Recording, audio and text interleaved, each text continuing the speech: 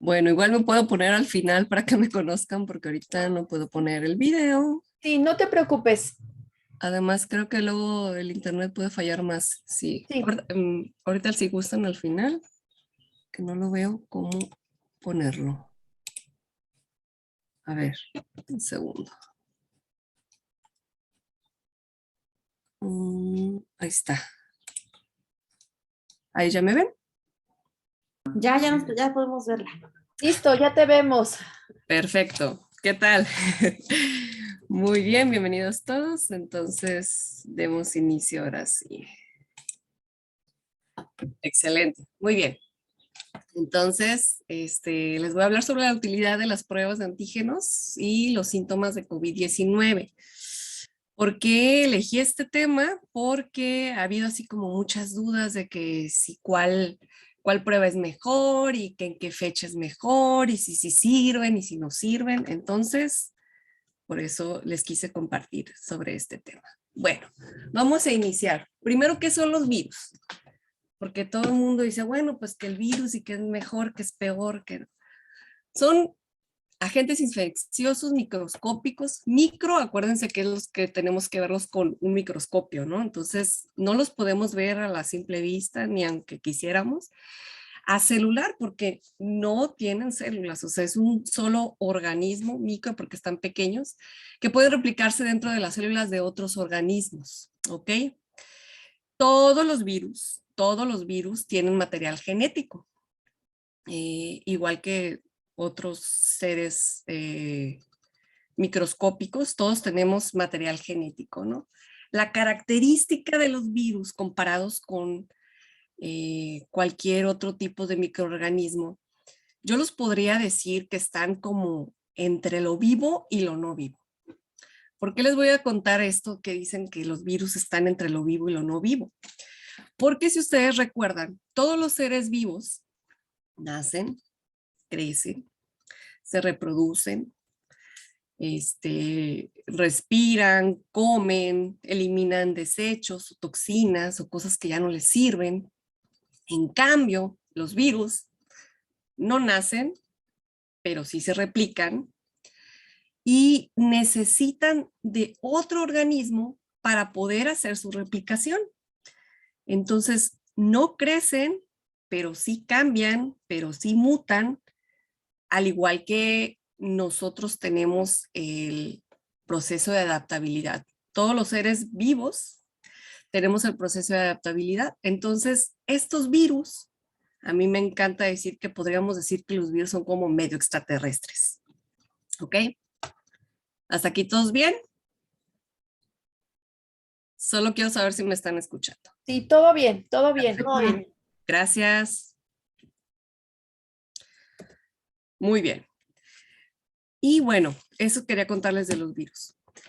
Cuando inició la pandemia, por ahí escuchamos diciendo, no, pues que las definiciones operacionales, ¿qué es eso la definición operacional? Y sonaban así como que medio raros, no sé qué. Bueno, era el cómo identificábamos que alguien era sospechoso a este tipo de virus. En el caso del COVID-19, no es que haya sido un tipo de virus nuevo. El coronavirus, perdón, ya eran un tipo de virus que los conocemos de los años 40, 50, y de hecho fue una química la que los descubrió. Entonces no eran nuevos, pero eran un tipo de virus que solo estaban, que solo dañaban o solo afectaban a los animales. Entonces, a nuestras mascotas, sobre todo de pequeño tamaño, como perros, gatos, ya tenían, se podían ver influenciados por ese tipo de virus. ¿Ok? Entonces, cuando aparece todo lo del COVID-19, no es que mucha gente dijo, no, pues, ¿qué onda con estos virus, no? No es como es que tan rápido supieron esto, tan rápido supieron otro. Muchas cosas ya se sabían porque les decía que en ese entonces ya son otro tipo de virus, solo que pasó de una especie a otra. Y a eso es cuando no sabían cómo iba a actuar en nosotros los humanos, ¿ok? Entonces, de las primeras definiciones operacionales es cómo empezaron a identificar que era un virus que afectaba a los humanos. Y para el caso sospechoso de COVID se dijo que era para cualquier persona de edad que presentara enfermedad respiratoria aguda, leve, grave, o sea, todo era vía respiratoria, sospechoso, ¿no? Y que hubieran hecho algún viaje al extranjero, específicamente a China, Hong Kong, Corea del Sur, Japón, Italia, Irán y Singapur, ¿ok? Entonces, todas esas personas que en un principio tuvieron viajes y que además tenían alguna afección respiratoria, en ese caso, al principio, solo al principio, eran casos sospechosos de COVID. ¿Ok? Las definiciones operacionales fueron cambiando durante el tiempo. Salieron varios comunicados, ¿ok? Entonces, de las más actuales, que ya están, de las más actuales que definiciones operacionales, fueron de todas aquellas personas que tuvieran tos, fiebre, disnea. Disnea es cuando nos falta el aire, ¿ok? Que ya es un dato muy grave. O cefalea, que eran de los síntomas principales, los graves, acompañados de cualquiera otros. Fueron cambiando muchas definiciones operacionales, pero no me voy a detener en cada una. Esto fue de las más actualizadas. Mialgias. ¿Cuáles son las mialgias? Que te duela todos los músculos, ¿no? Artralgias. ¿Qué son las artralgias? Que te duelan las articulaciones. Odinofagia. Que tengas dolor en oído, en garganta, escalofríos. ¿Por qué? Porque puede ser un síntoma. A lo mejor no te mediste cuánto traías de temperatura, pero ya el traer escalofríos ya te indica una febrícula. Es decir, que la temperatura regular, nuestro organismo funciona a 37 grados centígrados, 36. Y si ya está un poco arriba de 37.5 al 38, que sí ya es fiebre, pero el 37.5, admisión, tú vas a empezar a sentir escalofríos. ¿Por qué sube la temperatura en tu cuerpo? La temperatura en tu cuerpo dice, no, pues tiene temperatura, bájasela. No siempre es bueno bajarla luego. La temperatura en tu cuerpo sube, ¿por qué? Porque para las bacterias en general, una temperatura de nuestro cuerpo de 37 grados es como ellos estar en Acapulco en la azotea, a gustísimo, en la playita, rico. Entonces, siempre que hay un agente infeccioso, es decir, un agente extraño que entró a mi cuerpo, que no sabe cómo combatirlo mi cuerpo, va a subir la temperatura. Lo que tenemos que tener en consideración es que no suba demasiado porque luego puede haber complicaciones, sobre todo en bebés. Es súper peligroso en menores de 5 años para abajo que tengan una temperatura alta. En ellos no se puede permitir que suba mucho la temperatura. Nosotros como ya adultos podemos dejar un poquito, un ratito, aguantas que tengas un poquito de temperatura, no te va a pasar nada. En caso de los niños, pueden llegar a convulsionar, ¿ok? Entonces en ellos sí es un dato grave. Dolor torácico, el tórax, este es el tórax, en la parte media de tu cuerpo, que protege a los pulmones, la caja torácica se le llama todo esto. Rinorrea, la rinorrea, estar goteando, moqueando. Anosmia fue uno de los síntomas que se descubrió ya muy después, tanto la anosmia como la degucia, el perder esa sensibilidad al olfato y al gusto, y conjuntivitis. Entonces, ya no eran como al principio eran tos, fiebre, dolor de cabeza durante los primeros, que presenten durante los primeros 7 días, ¿ok? Ya se fue a cualquiera persona que presentara de estos síntomas, de los principales, tos, fiebre, disnea, cefalea, a los últimos 10 días, ¿ok? Acompañados de cualquiera de otro de estos síntomas menores que les acababa de mencionar. Entonces, durante la pandemia se fue fueron viendo cómo evolucionaba. Entonces, y luego se fueron agregando más síntomas. ¿Cuáles otros síntomas? Ya cuando llegó la variante Delta, empezaron las personas con diarrea. Y era un síntoma que pues para nada lo creían del COVID-19. Pensaban que todo iba a ser en área respiratoria. Y luego más adelante, todo el sistema inflamatorio multisistémico que se vio que afectaba varios órganos. ¿Entendés?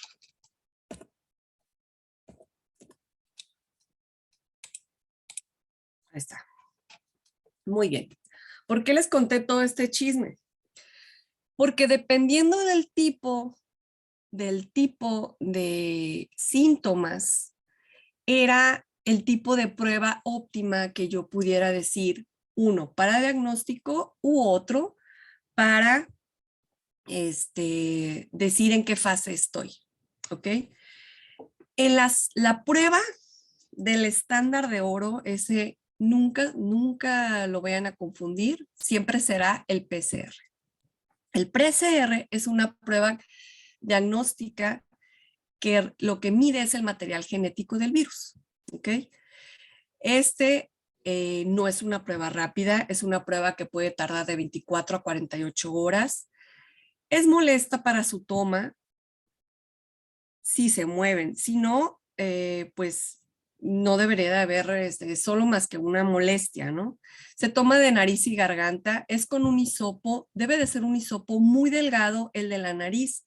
En ocasiones cuando ha sido que las personas las lastiman es porque utilizan el mismo tipo de hisopo del de la garganta, el de la nariz. Este hisopo de la nariz debe de ser un hisopo flexible. Es flexible y viene con un escobilloncito. ¿Por qué se toma de la nariz? Me siguen entrando alumnos aquí, admit. ¿Por qué se toma de la nariz? Porque los virus normalmente los respiramos.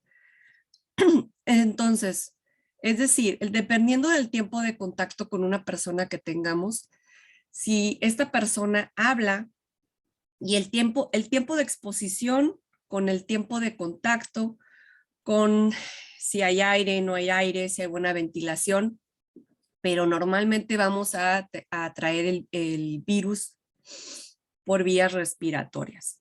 Entonces, por vías respiratorias y los virus tienen una predilección de adherencia en el fondo de la nariz y la garganta. Entonces, por eso se toman doble, garganta y nariz.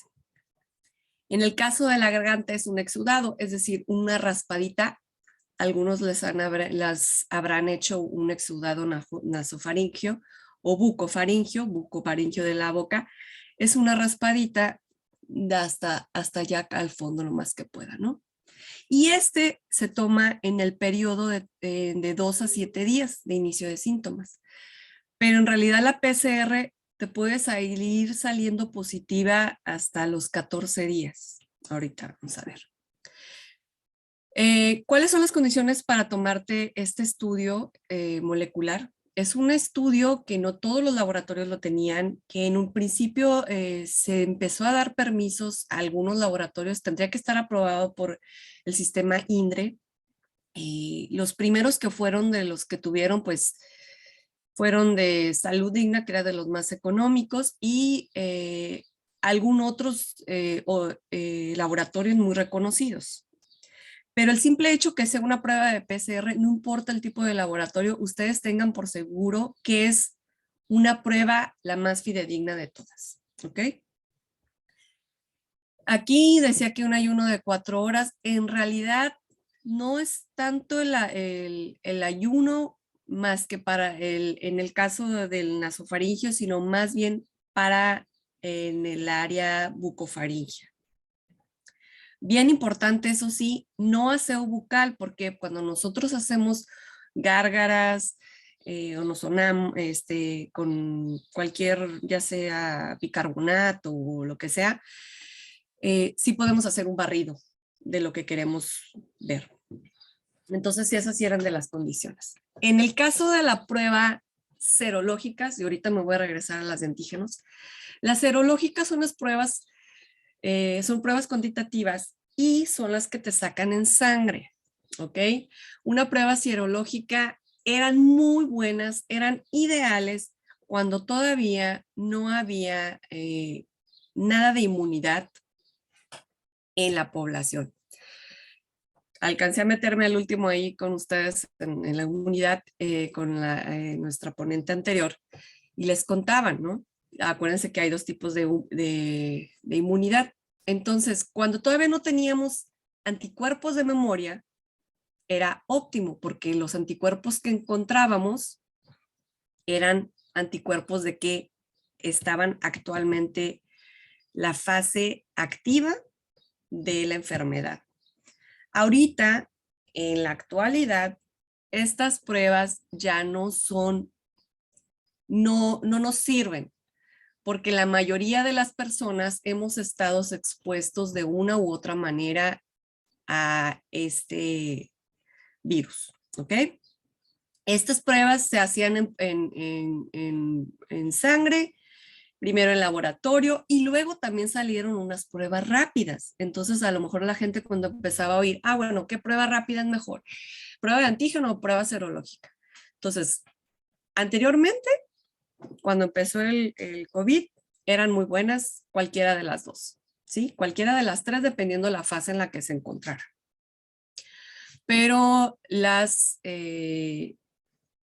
pruebas serológicas cuantitativas o pruebas rápidas IgG y IgM, aunque sean rápidas, no me sirven ya de nada porque ya todos les digo, hemos estado expuestos al virus. Y ahora, a nuestras pruebas de antígenos, ¿qué es una prueba de antígeno? Antígeno es un agente extraño que entra al organismo. Cualquier agente extraño que entre al organismo, mi cuerpo lo va a reconocer y va a decir, este no es de aquí, ¿ok? Como les decía, todos los virus normalmente los obtenemos inhalados, en este caso por el COVID, aunque también podía ser ya después de 100 de contacto, que pues agarré a alguien, saludé la mano, me metí la mano a la nariz, no hay nada como la prevención de las infecciones, como la higiene de manos, que eso ya viene desde hace muchos años. Y en este caso, en las pruebas de antígenos, es una prueba que sí detecta proteínas virales. La prueba, lo muy importante y la optimicidad de esta prueba es que no va a ser como una prueba de PCR, que me la puedo seguir tomando y todavía dentro de 15 días digo, pues es que sí tengo o tuve la infección. Esta solamente es durante los primeros 7 días de inicio de síntomas. Y con las nuevas variantes se ha visto que ya no los 7, entonces es a los 4 o 5. ¿Por qué es esto? Porque es la cantidad de virus que más se acumularon en el fondo entre mi nariz y mi garganta y son los que voy a detectar. Estas pruebas son, hablando de si es sensible o específica, son súper específicas para los virus, pero su sensibilidad después de este tiempo de menos de 6 días baja. ¿Por qué? Porque la cantidad que está ahí acumulada disminuye y se distribuyen los virus en otras partes del cuerpo. ¿Ok? Muy bien. Para esto igual serían el ayuno de 4 horas, no, el no hacerse enjuagues. Y sí es bien importante que nos tomemos la nariz, porque nosotros no vamos a detectar aquí, no es un exudado tal cual nasal, es nasofaringio, o sea, hasta el fondo de la nariz y donde la garganta. Entonces sí es importante que nos sonemos tanto en la de PCR como en la prueba rápida de antígeno para que no haya una obstrucción con el moco, pero que sí sea una buena toma de muestras. En el caso de este tipo de muestras, puede haber un falso negativo, pero nunca un falso positivo. ¿A qué me refiero con esto? Como son específicas para los virus, Si dice que está, está. Si dice que no está, a lo mejor hubo algo mal, como les decía, en la toma de muestras, o en que no siguió las indicaciones, o que ya se pasó los 7 días. ¿Sale? Bueno, en tiempos, pues en tiempos lo más rápido son las pruebas rápidas, ya sea de anticuerpos o de antígenos. Ya les comenté que las pruebas de anticuerpos ya no son realmente de utilidad tal cual, más que decir, si es en sangre, es decir, la tengo activa. Ahí sí, porque si es en sangre, digo, la tengo activa, pero de pruebas rápidas, no. En precio, las PCRs al principio eran muy caras, muy caras. Han disminuido demasiado porque ya varios laboratorios ya tienen PCR, que es una prueba genética. Es una prueba de amplificación del material genético que tienen los virus, lo hacen más grande, más grande, más grande para poderlos detectar y decir sí está. En cuanto a tiempo, las PCRs tardaban mucho también, hasta 48 horas. Su servidora que ha estado en el IMSS, primero empezamos haciendo puras PCRs y se mandaban al laboratorio nacional del mismo Instituto Mexicano del Seguro Social y nos tardaban en dar los resultados hasta 10 días. Entonces ya no era como muy útil de que, bueno, para la incapacidad de la persona, ¿cuánto tiempo más? Pues ya otros 5 días y ya, ¿no? Entonces, lo que se empezó a hacer aquí en Baja California en cuanto al IMSS es que para las personas que eran algo urgente, se mandaban al laboratorio estatal en conjunto con la Universidad Autónoma de Baja California. Son los que nos prestaban los medios de cultivo en los que se guardaban las muestras hisopadas.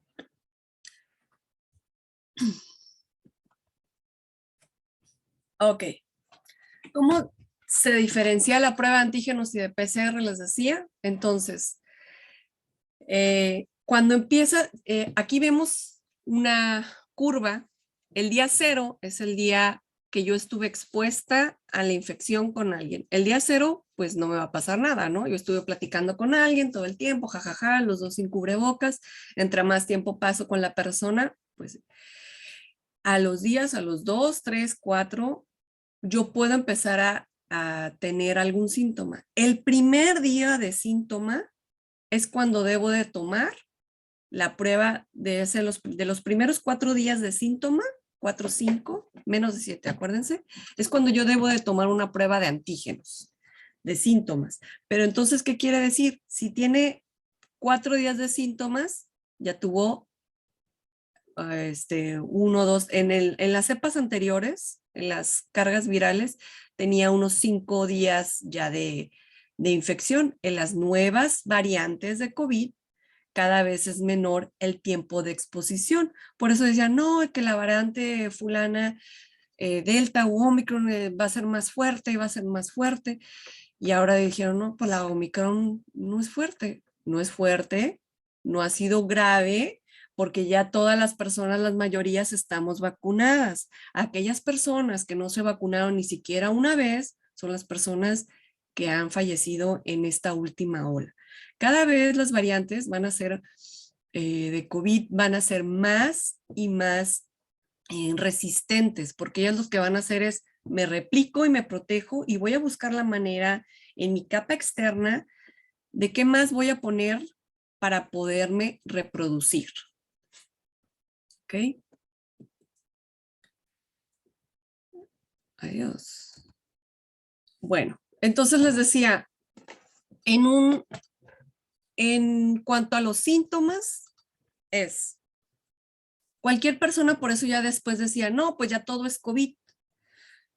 No es que sea todo COVID, pero en realidad lo que va a pasar es que el COVID, si tu sistema inmunológico está bajo, está deprimido, estás muy estresado, si eres una persona que normalmente cargas con mucho estrés, comparada con una persona que aunque esté enferma, pero que tenga una saludable manera de ver la vida, te podrías enfermar más la persona que está estresada contra la que no, porque el estrés en nuestro cuerpo afecta a todos nuestros organismos. Y por el contrario también en personas que ya tengan una condición grave, por ejemplo, si tú eres diabético, hipertenso, si tienes algunas otras comorbilidades que tú ya cargas y eres persona que tengas virus de inmunodeficiencia, que si tienes cáncer o estás en tratamiento para, todas estas personas, si tienes al contrario alguna enfermedad como que tu sistema inmunológico está hiperactivo, como en un lupus eritematoso, te podría pegar más fuerte el COVID, porque el COVID, realmente las personas que murieron de COVID, muchas no murieron de COVID, sino murieron a causa de que el COVID exacerbó sus comorbilidades, es decir, todas esas enfermedades que ellos ya tenían se las hizo más grande por este síndrome del sistema multiinflamatorio. Entonces, ¿qué era lo que necesitábamos de estar? ¿Qué era lo mejor que tendríamos que hacer para estar combatiendo el COVID? Una, la vacunación. Claro. ¿Por qué? Porque nuestro sistema inmunológico ya se ve ante un agente que era externo, a un agente fuera de, lo va a decir, ah, bueno, ahora eres tú uno de cómo sabemos y cómo reconocerlo. Y la otra, una muy buena alimentación. Y por favor, no automedicarse, porque salió un montón de cosas a la hora de presentación de cómo tratar el COVID. Nunca, nunca, nunca, nunca automedicarse. Salía un nuevo, un nuevo medicamento, decir, este va a servir para el COVID, pero siempre hay que individualizar el tratamiento. No podemos generalizar los tratamientos a todas las personas. Siempre llevados de la mano con un profesional de salud, preguntarle a su médico, a su farmacéutico, a su químico, a su enfermero, a su nutriólogo, pero siempre asesorados por un profesional de la salud.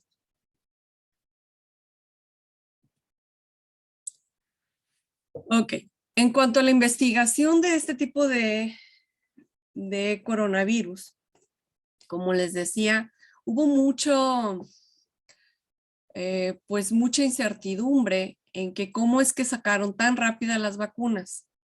Les decía que todos estos años de investigación para que un medicamento salga al mercado, para un medicamento normal, salga al mercado, son 10 años en las que hay investigación. En este caso, como les comentaba, los coronavirus son conocidos desde los años 50. Entonces, para todos aquellos que les sonaba muy raro, ya había años de investigación, por eso es que pudieron ser más rápidos en las pruebas.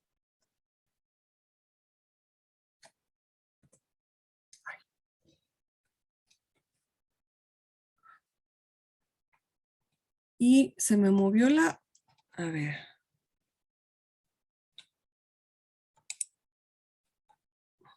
Bueno, no lo veo. Parece que se saltó una en la que tenía cómo diferenciar las pruebas. Sí, no se ve aquí. Ok. Permítame un segundo.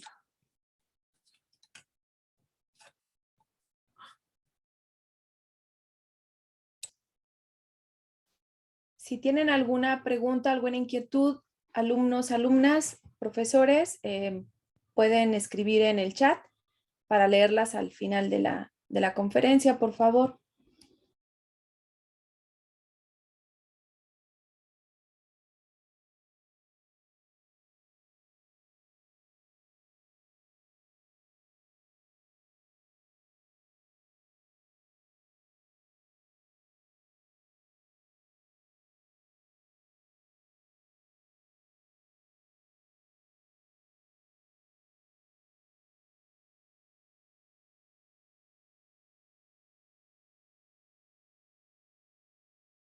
Bueno, mientras tanto, nada más para medio tiempo, recordarles que la siguiente semana también tenemos otras 2 conferencias. La primera sería la de seguridad en vacunas contra COVID con un especialista en farmacovigilancia de vacunas, que es el químico farmacéutico industrial Josué Bautista Arteaga.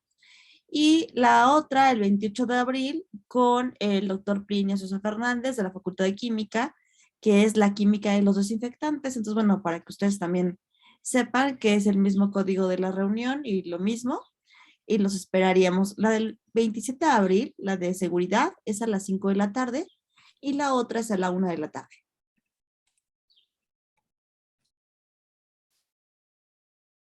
¿Me escuchan ahí? Sí, ya te escuchamos. Perfecto, muy bien. Es que no sé por qué salió la otra. Ok, muy bien. Y bueno, la importancia de cómo saber leer las pruebas de las pruebas rápidas, que es el objetivo de esta charla, es si aquí en el primer test, así se ven las pruebas. Es una cajita muy pequeña y lo que nosotros vamos a poner es el moco que extrajimos, pero interno hasta acá. Si yo no le dije a la persona que se sonó bien, entonces yo nomás voy a poner un moco espeso y no va a diluir. ¿Cómo funciona este tipo de pruebas? Este tipo de pruebas funcionan como trabaja la cromatografía de papel. Si por ahí han escuchado, es decir, pongo aquí al inicio y se va degradando y va absorbiendo y va pasando por él. Entonces parece una prueba muy sencilla, pero tenemos que tener en cuenta ciertas cositas. Este de arriba, el C, es el control y el T es el que me va a marcar si hubo o no el antígeno detectado. Entonces, si yo ya le puse la prueba y no corrió, me espero los 15 minutos y no corrió, ninguno de los dos es un test no válido. Si por el contrario, solo me corrió que me sale el T, es decir, que decía positivo, pero no me corrió el control, también sigue siendo no válido. ¿Por qué es no válido? Porque por algo siempre viene un control. En todos estos tipos de pruebas, aunque sean pruebas rápidas, debe de tener que funcione el control. Lo primero que va a empezar a correr en cuanto uno es positivo por la experiencia en la que tuvimos, primero sí corre, en el caso de positivos, el T, cuando es una prueba positiva, y luego aparece el control. Eso por experiencia, casi hacia al minuto, si es uno positivo, va a aparecer el T. Si no, ya va a tardar los 15 minutos y solo va a aparecer el control, y en este caso sería un test, una prueba de antígenos negativa. Y en el caso de los positivos, aparecerán los dos. Primero, como les decía, si es el positivo, aparece primero el T y luego el control, pero siempre deben aparecer los dos. Puede ser de 15 a 20 minutos, no más, porque luego ya no es válida la prueba, pero sí mínimo los 15 minutos para esperar a que aparezcan. En ocasiones hay veces en las que es en la T una rayita muy tenue. Si alguno de ustedes ha hecho pruebas de embarazo rápidas, sería como el mismo fundamento que aparece la rayita, pero recuerden que entre ser y no ser no hay término medio. Si hay rayita, aunque sea tenue, aunque sea muy bajita, es positivo. Por eso les decía que existe en este tipo de pruebas falsos negativos, pero no falsos positivos. Y bueno, con esto concluyo mi charla y si alguien tiene alguna pregunta. Claro, voy a leer las del chat. Voy a leer la primera pregunta, que es: las cifras de casos de enfermos de la COVID-19 que informa Secretaría de Salud, ¿incluye las pruebas que hacen los laboratorios privados o solo las que hacen hospitales y clínicas públicas? ¿Cómo las qué? O sea, Déjame, voy a subir el las volumen. cifras de casos de enfermos de COVID-19 que informa la Secretaría de Salud, ¿incluye las pruebas que hacen laboratorios privados o solo las de hospitales públicos? No, en todos. cuando ahora la estadística deben de estar todos, deben de estar los privados y los públicos. Se está llevando, este es un área, el área de epidemiología. En México, en realidad, no había muy buena estadística. Entonces, al principio, de todo lo que ahorita se han dicho de cuántas personas han fallecido por COVID, al principio no se dijeron cuántas personas realmente fallecieron por COVID, porque se dieron por hecho como neumonía, se dieron como diagnóstico de neumonía típica. Entonces, muchas personas que al principio sí fallecieron por COVID no se contabilizaron porque se dieron como si fueran por otra enfermedad X. Eso una. La otra, en la actualidad se lleva un control más rígido porque se estuvieron cambiando protocolos a nivel estatal, a nivel federal, se estuvieron poniendo de acuerdo y ahorita sí ya la estadística incluye todo. ¿Alguna otra? Sí, hay otra, pero bueno, no sé si esta ya está medio contestada, la verdad, la charla. La prueba de nariz para detectar si tienes COVID, en algunos casos puede fallar el resultado, pero pues no sé qué prueba de nariz se requiere. Ok, ¿se acuerdan que les dije que hay dos? La gente pensaba anteriormente que solo por el ser de nariz ya era la prueba de PCR. Decían, no, a mí me hicieron la buena, la de nariz. Y no, pues como bien les comenté en esta charla, hay dos pruebas que te toman de nariz. Una son las pruebas rápidas, que es la que hablamos aquí, y la estándar de oro, que es la de PCR. Esa no importa en cualquier tiempo te la tomen, mientras en los días que tú que empezaste o hasta, hay gente que sigue todavía, la de PCR sigue hasta después de los 15 días. Entonces, ya después de los 15 días ya no te sirve de, ay, es que sigo activa. Son los 15 días y nada más. Si te sigue saliendo PCR positiva después de los 15 días, tú ya no eres una persona infecciosa, tú ya no eres una persona que vas a contagiar a los demás. Los días que son contagiosos para los demás son los primeros días. Y es por eso que en ese rango es importante detectar, ya sea por una prueba rápida o por una prueba de PCR. Pero en el caso de prueba rápida, solo serán, antes eran los primeros 7 días. Ahora con estas nuevas variantes, menos de los 7 días, de 6, 4, 5, 6, pero ya 7 no. Muy bien, la siguiente pregunta es, ¿cómo se crean las pruebas de COVID-19 o cualquier otra prueba? ¿Cómo se crean? Ajá. Ok, bueno, dependiendo del tipo de prueba, en el caso de pruebas rápidas, aquí les estaba hablando de un fundamento de cromatografía. Cromatografía es cuando tú pones una sustancia en un medio de papel y dependiendo cómo corre esa sustancia en el papel, se hacen la mayoría de este tipo de pruebas rápidas. Ya está igual como les decía, la de embarazo, la prueba de anticuerpos, la prueba de antígenos. Esos son tipos de pruebas rápidas las más óptimas para accesibles a la población.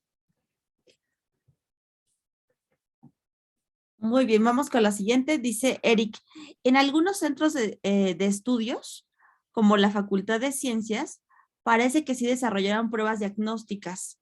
Al parecer tienen que ver con algún procedimiento alternativo o cuál fue este desarrollo. No sé si lo conozca, doctora. Pues no sé en qué facultad, no sé Eso qué fue en la pruebas Facultad de Ciencias aquí en la UNAM. Entonces, creo que a lo Su mejor servidora vive en Tijuana, yo les podría hablar acá de la experiencia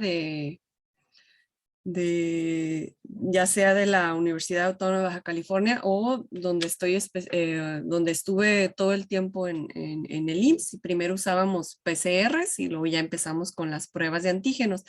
En caso de las pruebas de antígenos, primero se empezó a utilizar de laboratorio Sabot, que el laboratorio Sabot pues, es un muy excelente laboratorio, y luego empezamos a usar de otro laboratorio no tan común y vimos que habían algún problema también, un poquito de menos sensibilidad y por eso es que también daban falsos negativos. Eso conjuntado con que pues en que las variantes fueron cambiando y la sensibilidad de esas pruebas para los antígenos específicos, pues ya no era la óptima. Pero en el caso de la Universidad Autónoma de la UABC, lo que hacían era la preparación de medios de transporte. Es decir, cómo se hacía el hisopado de la persona, ya sea nasofaringio o bucofaringio, y en donde se transportaba, el tubito donde se transportaba, ese medio de transporte sí era preparado en la universidad, una solución estéril de tanto por tanto, y se estandarizó. Eso es lo que se hizo acá. Pero que hayan hecho pruebas específicas así de, vamos a descubrir una nueva PCR, vamos a descubrir, no tengo idea de que hayan hecho en UNAM o en otros lados. Acá lo que hacían era preparación de medios. Entonces, más bien es como mejorar o estandarizar correctamente la prueba, ¿no? No sé, Ajá. ¿sí? Bueno, dice, por aquí una pregunta interesante, dice, ¿cualquier prueba puede aplicarse en niños? ¿O son De esta sí. sí. O preguntan si son específicas. No, pueden aplicarse tanto PCR como una prueba rápida de antígenos y en su momento, cuando eran útiles, las pruebas de anticuerpos. Muy bien, pregunta aquí un alumno, Miguel. ¿Son mejores las pruebas de centros privados o los públicos? ¿O hay alguna recomendación sobre las pruebas? Ok, en el caso de PCR, ¿se acuerdan que les decía? Por ser una prueba genética, es una excelente prueba porque no todos los laboratorios tienen acceso a realizar una prueba genética. Lo que vemos ahí es el material genético. Entonces, cuando se dio apertura, porque al principio no, a nivel federal, no se dejaba que todos los laboratorios tuvieran acceso a eso. Entonces, no es porque no tuvieran una prueba,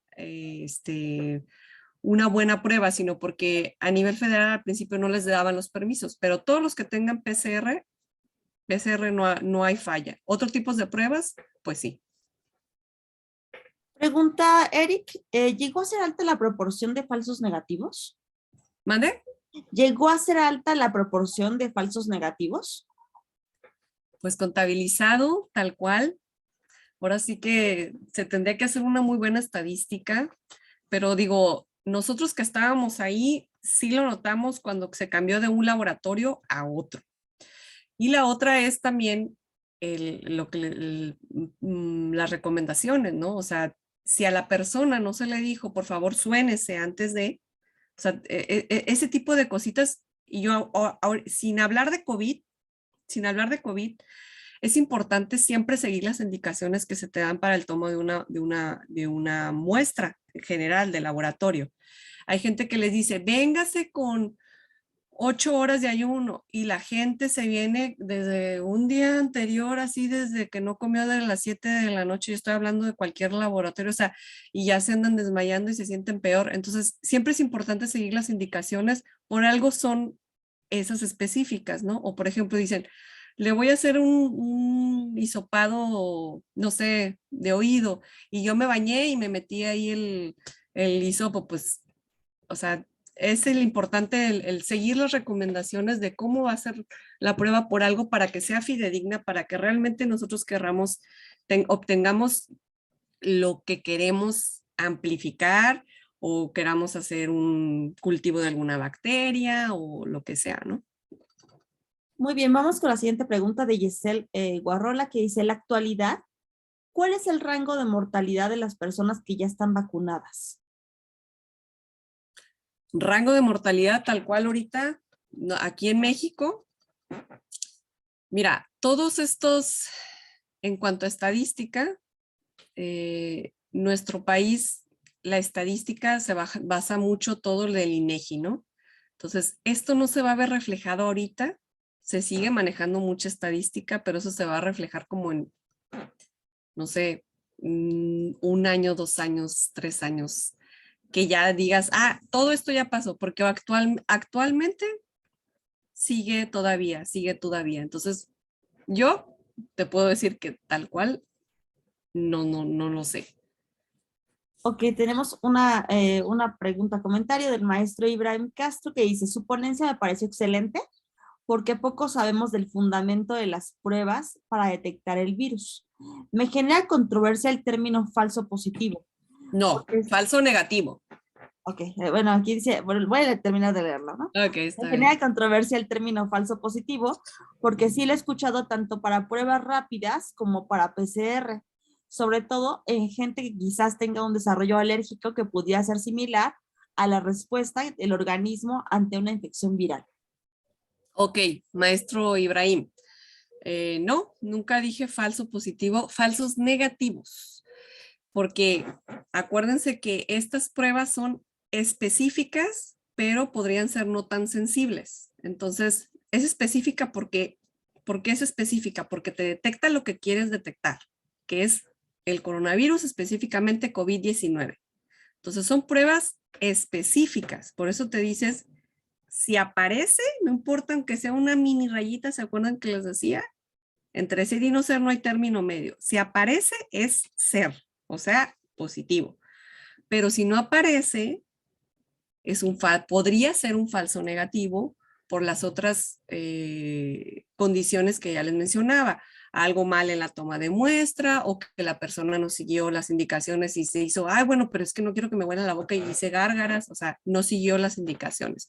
No hay falsos positivos, solo falsos negativos. Vuelvo a reiterar. Claro, en referencia a esta prueba, ¿no? Y bueno, Wendy por último nos comenta, ¿considera que el fin de la pandemia se ve próximo o todavía falta mucho para poder continuar con la normalidad?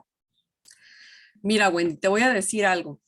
Cuando realmente ya todos estén vacunados, todos estén vacunados, esto va a ser como la influenza tal cual, que en su momento fue muy fuerte, pero ya ahorita a la gente no se muere de influenza. Es raro. Sí hay personas que, de hecho, incluso se les juntó influenza y COVID y les fue mal.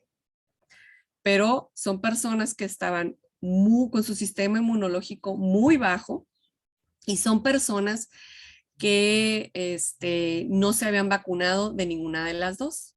Entonces, acuérdense que todo de verdad ahora sí depende de tu sistema inmunológico y cómo lo ayudes. Comes bien, te alimentas bien, estás muy estresado, cuántas enfermedades ya tengas tú, o sea, tú no puedes decir, no, pues no quiero tener diabetes, o sea, tienes diabetes, o sea, ¿qué vas a hacer con tu diabetes, no? Bueno, y con eso concluimos. Muchísimas gracias, Mónica, de verdad agradecemos mucho recordar que todos aquí están de manera voluntaria, de verdad les agradecemos sobre todo que apoyen con la información fidedigna y veraz para los alumnos. Traté de hacerlo de una manera, pues, porque me decían que si no todos llevaban química y dije, me voy muy elevada. El chiste es que les llegue la información, lo importante y por qué, a todos, ¿no? Pero si alguien tiene una duda más específica, con mucho gusto se la puedo ampliar. Ah, no es cierto. No, se las puedo resolver. Muy bien. Muchísimas gracias, Moni. Química Mónica, y sí, también está la doctora Elena que nos acompañó y bueno, muchas gracias a ambas, a las alumnas y alumnos que estuvieron con nosotros, a los profesores que nos acompañaron. Muchísimas gracias. Nos vemos la próxima semana. Bye. Gracias.